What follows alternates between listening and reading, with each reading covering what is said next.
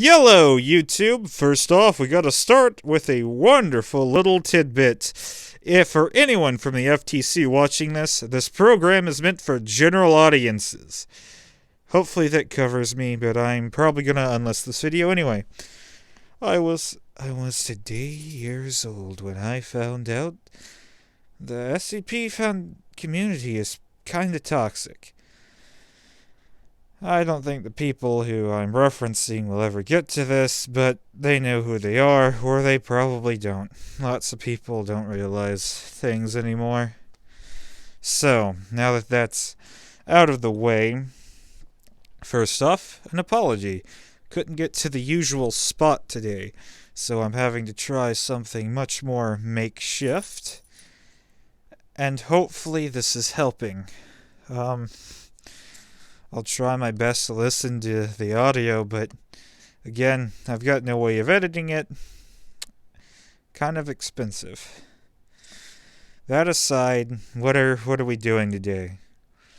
Well, this is exactly what I said I was doing. I have a story I gotta work on. A story I need to get done, and a story I want to make great. To spite some people and for my dog. That's what's up today. So, it took quite a bit to get myself to do this. I'm going over the process, something that I should have been doing instead of my earlier videos, because here's how I'm going to differentiate myself. A lot of people talk about how things can be done. Let's actually do them. So, main character's name, I decided on Tristan. That's what I believe I put down in the recording as well. That aside, I can't think of a last name, and I'm having trouble picking names for the other characters besides 2 interviewees. So, how do I actually want to start this story? I go into it later. I may be ahead of myself, but this is just simply the easiest way to talk about it. I start with an elevator ride. In fact, there's a paragraph at the very beginning referencing that elevator ride. That's not my own work, but it was given to me by someone who wanted me to have it and wanted me to use it, so thank you to them. Should have asked if they wanted to use their real name or be anonymous, but they know who they are. Hopefully they're watching this, and hopefully this does some good for them. Good for them. Sorry, I'm all jittery and nervous. In case you can't tell, I've been really racking my brain on this. This is like I said, gonna be my first big debut on the SCP Wiki, and some people who should support me and who should be helpful haven't been, and that's a bummer. So, sad reality is I'm doing something that probably anyone can do, but that's not going to stop me, okay, lads and lassies and non-binaries? You're not stopping me. But I'm going to do my best to make sure it's as beautiful as can be. All that out of the way, sorry for the mini tangent. Just that's everything stated. The air is clear. I can finally have that off my chest. 3, 2, 1, here we go. So, Slice of Life is a bit different to write. Mainly because it's not a genre I've really focused on, but I find it relevant to the community and both to the genre itself. Of course, it probably won't really fit in because Slice of Life is not the cup of tea people come to the site for, which is and isn't a bummer. I want to say it is a bummer, but again, it's up to interpretation. But it's definitely something not as common or as prolific as the other cut stories, mostly consisting of, Newbie's First Monster and Tales and Usually there's always existential dread or cosmic horror in there. So, we're cutting that out. Partially. It's not the main focus of... It's not the main focus, and it's not what I'm aiming for. I'm aiming for... Well, that will be part of it. That tend for that to only come up in interviews with deities. Because how could you not feel absolutely small and helpless when put next to a god? But that's for later, of course. Slice of life, the problems are a lot more human. This isn't some comedy. I'll try my best at it, but don't get your hopes up. I plan on keeping this more serious and confused. Because the main character is lost. They're not sure what they want to do with their life. And while that has definitely been done on the wiki, because, after a certain point, everything's been done. We're no longer in the early days. No reason to be discouraged. That's just something to check out and see what they did and how they did it better and what they dropped the ball on. And gives me a way to differentiate. Don't copy and paste. No, no, no.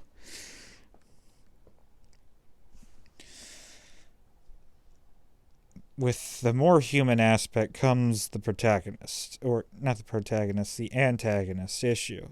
Every good story has a villain or an obstacle. They fill similar roles. And minor arcs will still have obstacles for characters to overcome. You see, the slice of life, there's two things. Either there's a villain that is much more human, much more down to earth. They can't be a big dark lord.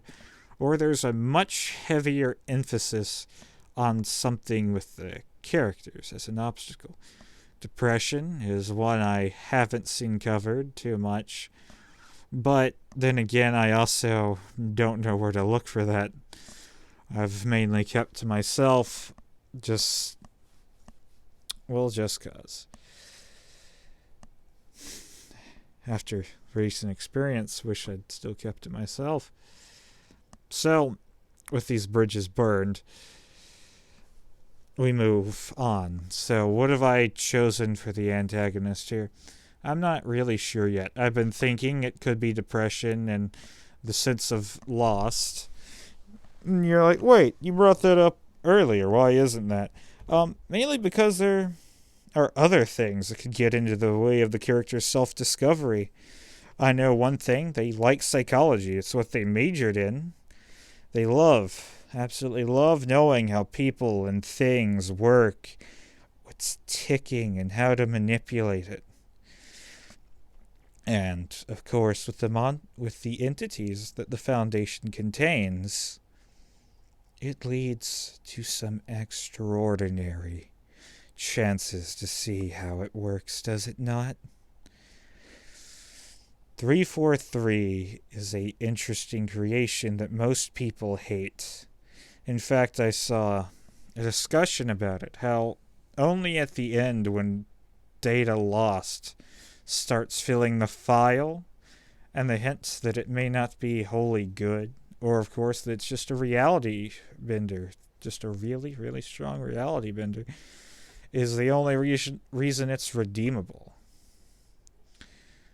Of course, it's a great SCP for Tales, mainly because of all the possibilities it can lead to and all the different ideas that it can have an effect on. So that would be a potential antagonist, but again, it would probably only last for one interview because, pissing off God himself, supposedly, in the Foundation lore anyway, really would not work out. Because let's be honest, if the GOD wanted you gone, you're gone. There's no way around that. It's not like 682 or 173 where you can outpace or outthink or outmaneuver it or find some way to get out of that situation. which is mainly what I want to do for the rest of the gods as well. They're not omnipotent, but they are, of course, quite powerful. Or maybe they are omnipotent, but they have no power. That would be curious. One I wish I could set up an interview with is a Yaldabaoth. Of course, that's not possible without a heavy, heavy amount of hand waving. But a lot of they get a really bad rap, and my own canon, I think, would add some spice to it. Because Sarkics are viewed not as good, yet I find that Yaldabaoth would be an incredibly nurturing and motherly entity towards humanity.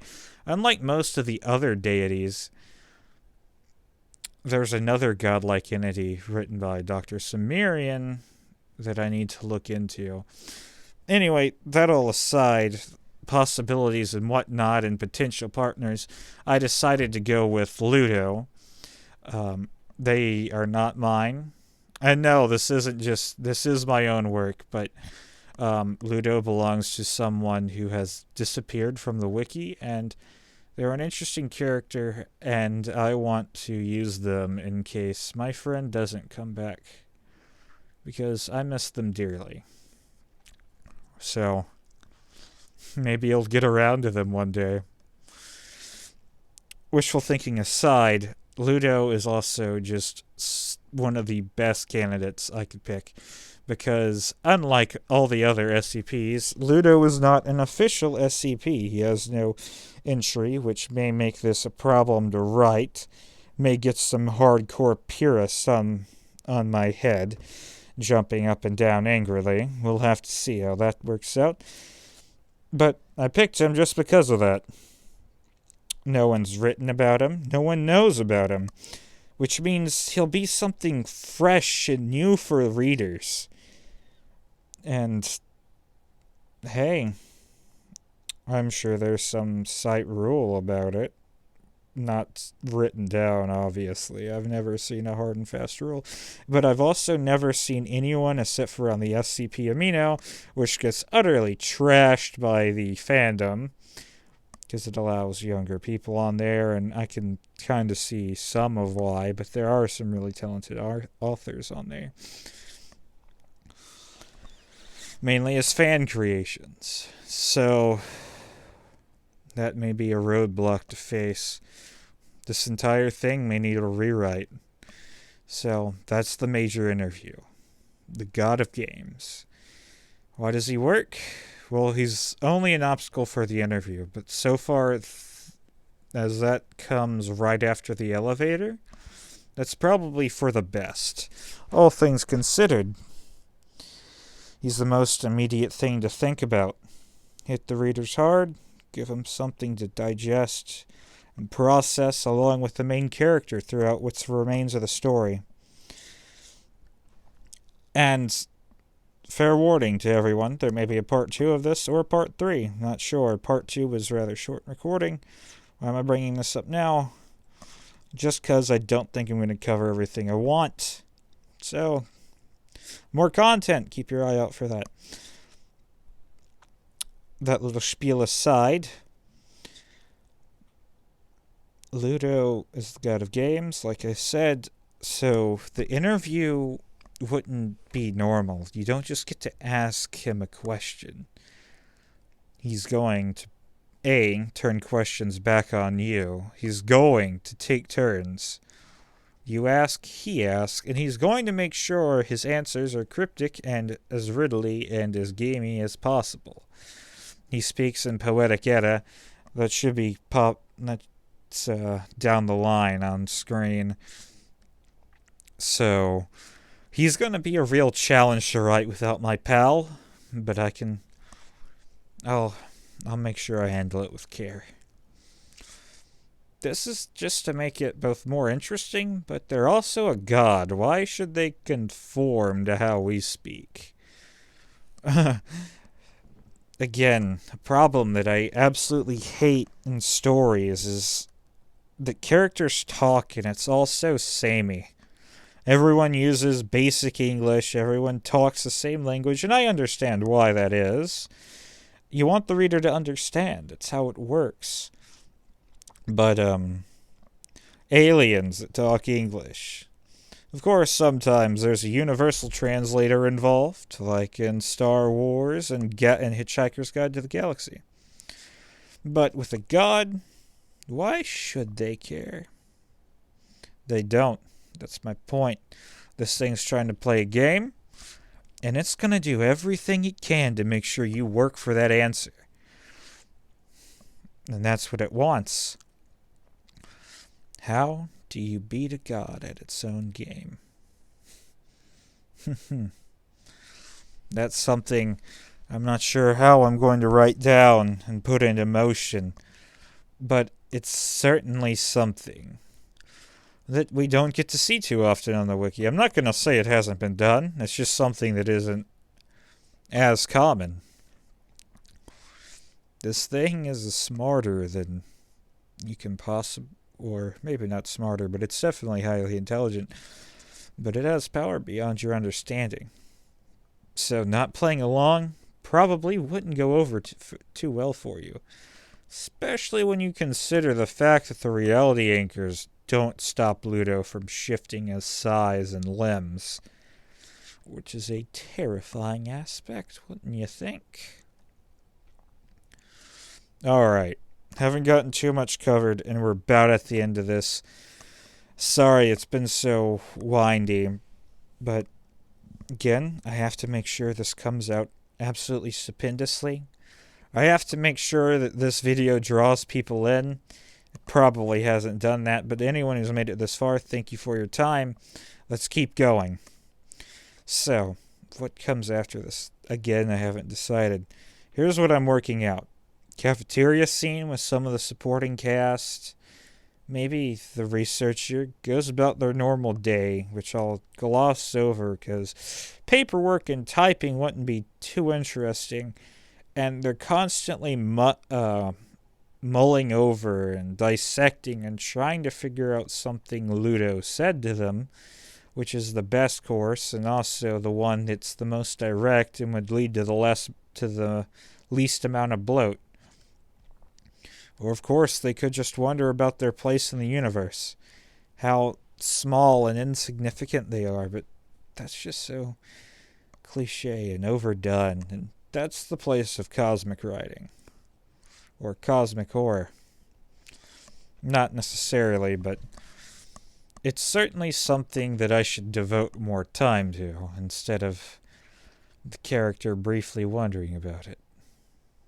Of course, Ludo's the god of games, so this might be a eureka moment.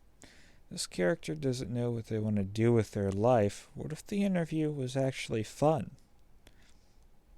What y'all say to that? They enjoyed exactly how it happened. Ludo starts to get in their head a bit, don't you think? Be a bit like Joker and Batman. Well, Batman knows what he's doing, and he has all the reasons to. But this kid, he's not that old. That old compared to most of the other people in the Foundation, I should say. Is over here with this deity. This deity who loves fun. So, he's trying. In case you're wondering how Ludo is contained at the Foundation, he lost a bet a long time ago. So without the explicit rule of him being set free if he wins a game, he can't escape. I mean, he could, but he wouldn't be a very good, he wouldn't be a very good sport. And this guy has a lot of pride to deal with. So, why do I bring that up? He'd probably be able to sense this kid isn't 100% sold on this life. And there we go. There's some conflict. You can have a stable job. It's highly dangerous and, a big issue to deal with. Where you get something where you occasionally enjoy what comes out of it, filled with paperwork and mind numbiness, or you can start dealing with this God a bit more. He's not hostile for the most part. He's lots of fun. He's a challenge. He's like a Rubik's Cube. He knows you're trying to figure him out, and for that, he's trying to make sure you don't figure it out. That's just something that I can't help but think would fit into this all too well. Sorry if the audio quality has changed again. I'm getting a bit hot. So, you don't know, or you want to be in the universe. And God wants you to play with him. A bit childish, but again, a god of games would be childish. Kind of, anyway. There's some streak of fire. Alright. This is about to end real soon. Probably less than a few minutes or 30 seconds. I'll continue on to part 2. It's roughly 12 minutes. We'll see if there needs to be a part 3. I'm sorry, guys, if this is really boring. Leave. But here's something different, and I'm just trying to see what you guys like best. Leave a like, and thank you if you've made it this far. It means the world to me. Well, see you later, Gators.